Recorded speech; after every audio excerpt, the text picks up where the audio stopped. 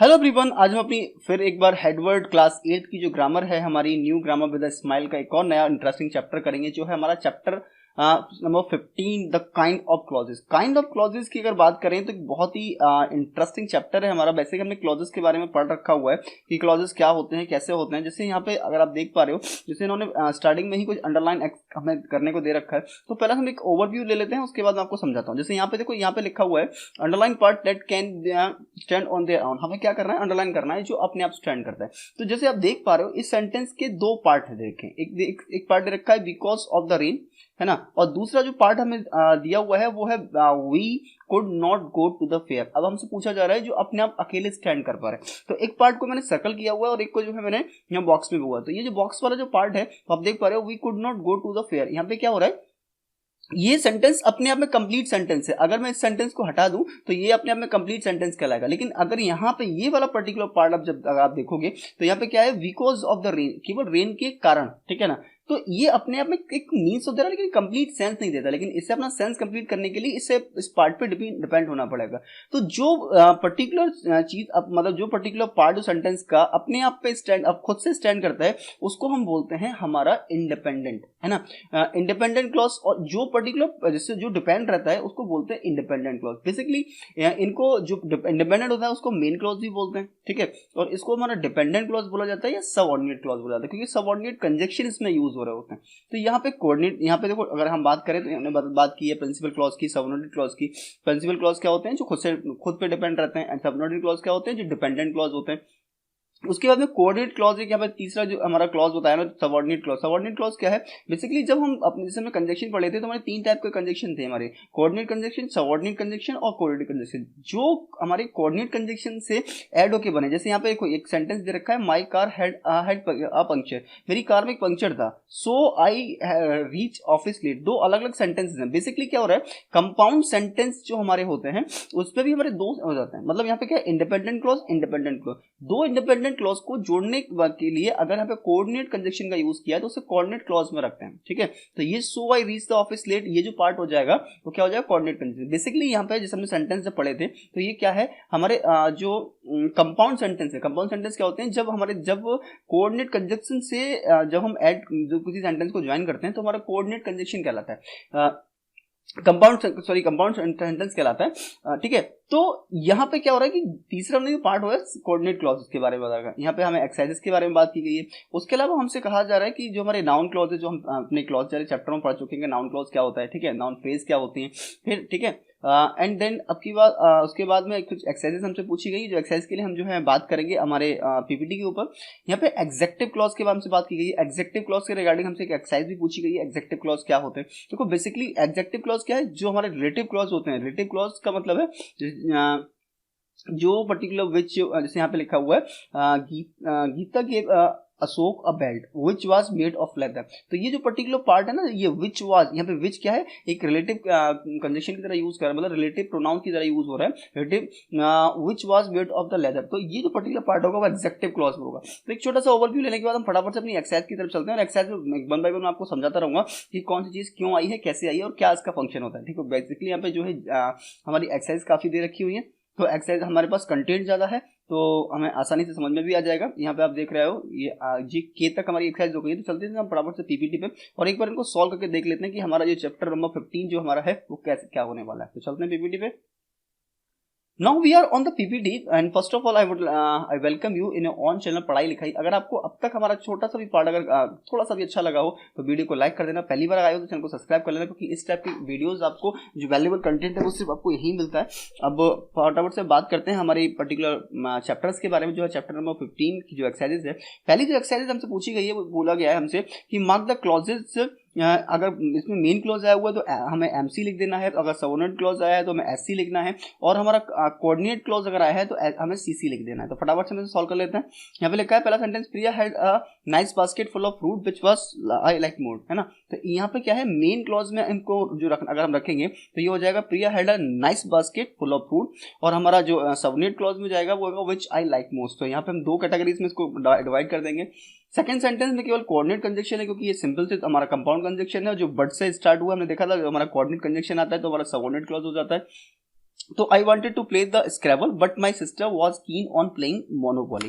यहाँ पे थर्ड की अगर हम बात करें जाए तो ये हमारा सबऑर्डिनेट क्लॉज आता है, that is composed bye A R Rahman. देखो तीसरा सेंटेंस क्या कह रहा है, देबू लाइक्स म्यूजिक, देबू म्यूजिक को लाइक करता है, that is composed bye A R Rahman. यहाँ पे हमसे क्या मेन क्लॉज, और उसके तो यहाँ पे हम सबऑर्डिनेट क्लॉज यहाँ पे हमने निकाल दिया, बाकी जो पार्ट है वो मेन क्लॉज में चला गया। यहाँ पे जैसे मैंने यहाँ पे अलग अलग करके बताया, तो यहाँ पे क्या है, आप बाकी के पार्ट को अपने मेन क्लॉज में डाल सकते हो। सेकंड का जो हमारा सबऑर्डिनेट क्लॉज है वो क्या है, who is wearing a black dress is my aunt. And fifth में हमारा ये सबऑर्डिनेट क्लॉज आ जाएगा, as I showed you yesterday.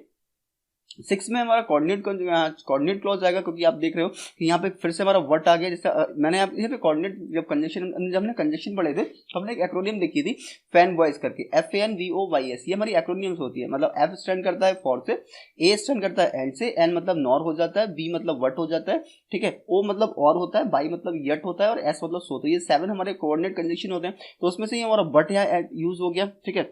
And 6 की बात करें तो फिर हमारा कोऑर्डिनेट कंजक्शन यहाँ पे क्या हुआ, Rinku left for Gujarat last month, और एंड वर्ड आ गया। जैसे हमारा फैन वाइज में ए जो है एंड को रिप्रेजेंट कर रहा है, ठीक है, तो ये कोऑर्डिनेट कंजक्शन हो जाता है।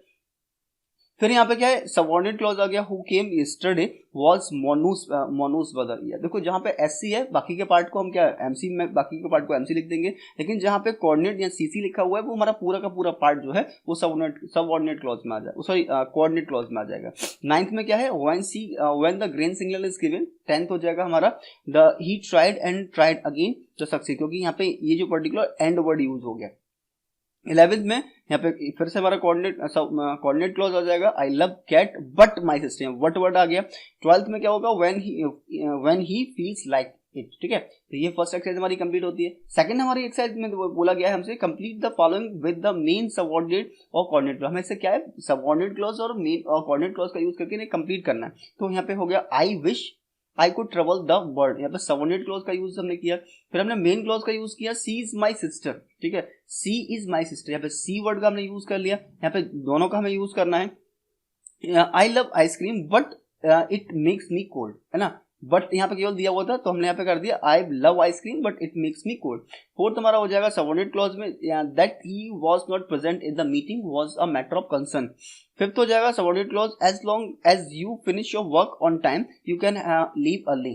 सिक्स में coordinate conjunction, I can come with you if you want और you can go home alone, sorry. 7th में मेन क्लॉज हो जाएगा, it is beyond me. And 8th में सबऑर्डिनेट क्लॉज में, are you talking about the boy who won the race. And 9th में subordinate clause, do you think that we should postpone the meeting. And 10th हमारा हो जाएगा, the movie start at 8 PM। And 11th में main clause आएगा, my father had a long day at work. And 12th में हमारा main clause हम add करेंगे, हो जाएगा the apple pie are ripe and juicy. The apples are क्या हो गया, ripe and juicy. Next exercise में हमसे पूछा जा रहा है, complete the each sentence with the properly form noun clause. जो भी नाउन क्लॉज का यूज करके हमें करना है। यहाँ पे क्या है, हरीश आस्क्स मी, हमें दो ऑप्शन हमें दिए हुए, तो हो जाएगा Harish asks me where his CD player was. यहाँ पे सेकंड बात करें तो they couldn't tell me where I was. And third में, he doesn't know how many employees he has, ठीक है।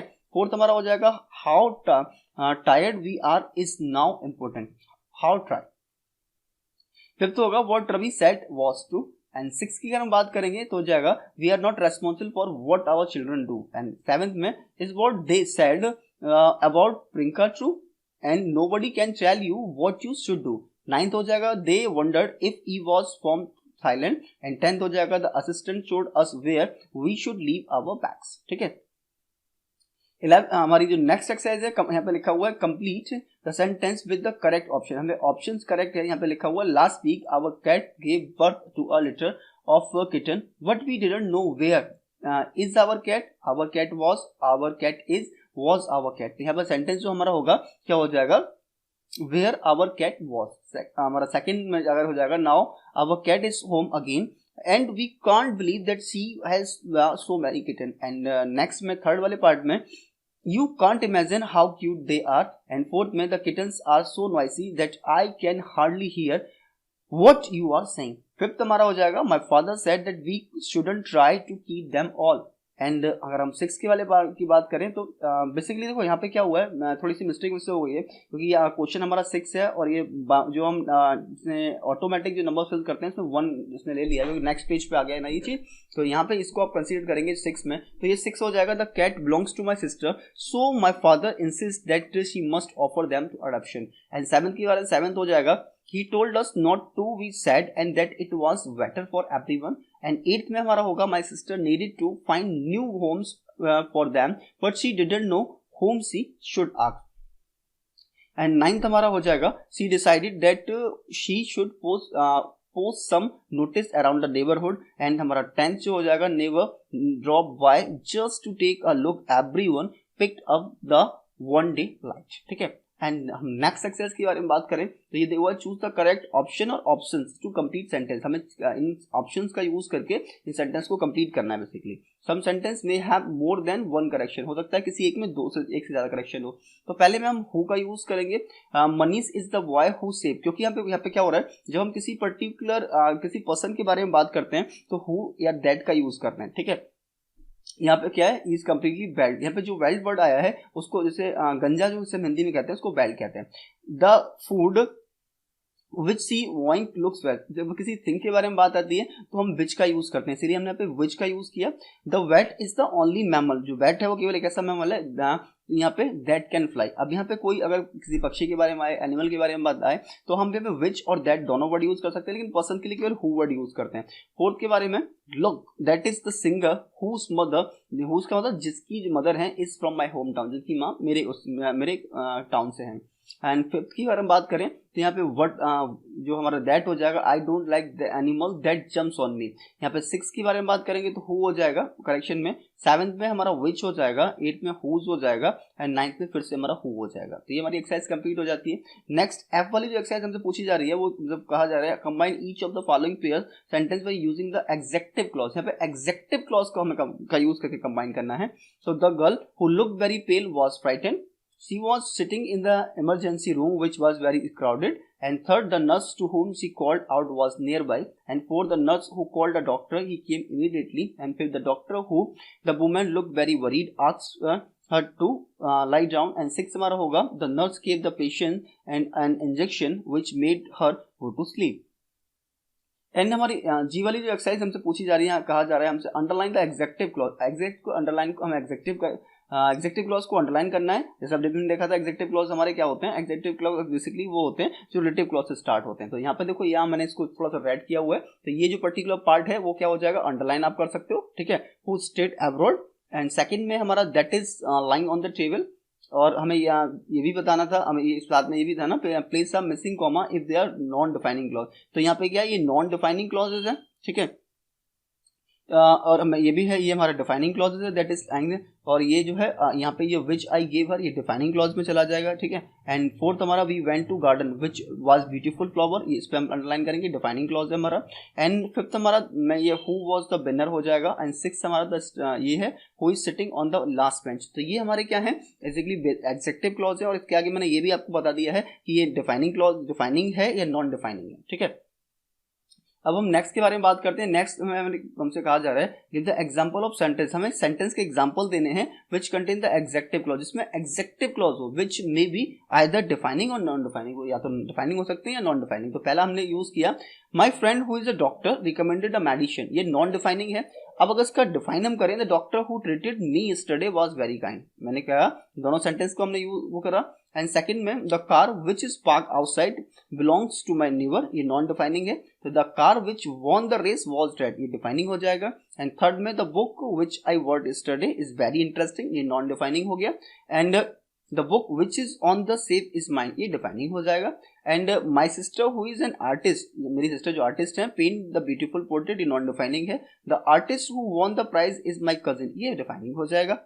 एंड नेक्स्ट की हम एक्सरसाइज के बारे में बात कर, लिखा है choose the correct subordinate conjunction, हमें सबऑर्डिनेट कंजक्शन का यूज करना है जो हमारे ब्रैकेट्स में दिए हुए हैं, यानी after, if, before, unless, since, so that, although, दो, इन ऑर्डर दैट, इनका यूज करके ना हमें कंप्लीट करना है। ठीक है। तो फटाफट से कर लेते हैं। तो यहाँ पे ये इसका यहाँ पे हम जो फिल्स आएगी हमें पे सो दैट लगाना है। The hockey player wear protective clothing and gear so that they don't get hurt. And second में हमारा सिंस का यूज करना है हमें। यहाँ पे हो जाएगा you need proper shoes to think go hiking in the mountains since the ground is rough and hard. Third में हमारा बिफोर का हम यूज करेंगे। फोर्थ में आल्दो हो जाएगा एंड फिफ्थ में इफ हो जाएगा। सिक्स में भी हमें इफ का यूज करना है। सेवेंथ में दाव होगा एंड एट्थ में हमारा इन ऑर्डर दैट होगा और नाइन्थ में सो दैट होगा। तो इस टाइप से अपनी ये पर्टिकुलर जो पार्ट है वो कंप्लीट कर सकते हैं, ठीक है। एंड फटाफट से नेक्स्ट के बारे में बात करते हैं। जो हमारी जे वाली एक्सरसाइज दे रखी हुई है, ये क्या हमसे कहा जा रहा है, each of the following saying contain on an adverb clause. यहाँ पे क्या है, हमसे कहा जा रहा है कि जो प्रोवर्बियल्स दिए हुए हैं हमें वो एक एडवर्ब क्लॉज है। आइडेंटिफाई द एडवर्ब क्लॉज, हमें एडवर्ब क्लॉज को आइडेंटिफाई करना है ई sentence and state which types of adverb clause it is, और ये भी बताना है कि एडवर्ब का कौन सा पार्ट आता है। तो यहाँ पे which the cat away the mice will play, ये टाइप कौन सा है, टाइप हमारा टाइम जो एडवर्ब है। सेकंड में हमारा light travel around the world while the truth is putting her boot on, ये कौन सा, ये भी हमारा टाइम है। थर्ड में if you don't know where you are going any road will get you there, ये पे कंडीशन हो जाएगा। एंड फोर्थ में memory is defective because it is coloured by today's event, ये हमारा रीजन हो जाएगा। एंड फिफ्थ हमारा हो जाएगा never look down on the anybody unless you are helping him up, ये कौन सा हो जाएगा, कंडीशन है हमारा। सिक्स में you will have to run many miles before you reach your final destination, ये कौन सा हो जाएगा, ये डिग्री हो जाएगा। एंड सेवेंथ में whenever you find yourself on the side of majority it is the time to pause and reflect, यहाँ पे कौन सा हो जाएगा, टाइम हो जाएगा। एंड एट्थ में life is what happens when you are busy making other plans, ठीक है। एंड ये हमारा नाइन्थ में as soon as you forget something you make it extraordinary appealing, ठीक है। एंड टेंथ के बारे में बात करें, everything is funny as long as it happening to somebody else, ये कौन सा हो जाएगा, ये हमारा डिग्री हो जाएगा। तो यहाँ पे ये हमारी जे वाली एक्सरसाइज कंप्लीट होती है। अब हम बात करते हैं हमारी जो के एक्सरसाइजेस है, हमें यहाँ पे ऑप्शन को चूज करना है। तो फर्स्ट ऑप्शन में हमें बिकॉज को ऐड करना है, सेकंड में हमें व्हाइल का यूज करना है, थर्ड में व्हेन का यूज करना है, फोर्थ में अनलेस का यूज करना है, फिफ्थ में आल्दो का यूज करना है एंड सिक्स हमारा सो दैट का यूज होना है। तो ये हमारी जो पर्टिकुलर पार्ट है यहाँ कंप्लीट हो जाता है और इसी के साथ हमारी एक्सरसाइज कंप्लीट हो जाती है और यहाँ टाइम आ जाता है आपसे अलविदा लेने का। Thanks for being here. But अगर आपने अभी तक हमारी वीडियो को लाइक नहीं किया है, अपने दोस्तों के साथ शेयर नहीं किया है और पहली बार हम चैनल पे सब्सक्राइब नहीं किया तो सब्सक्राइब कर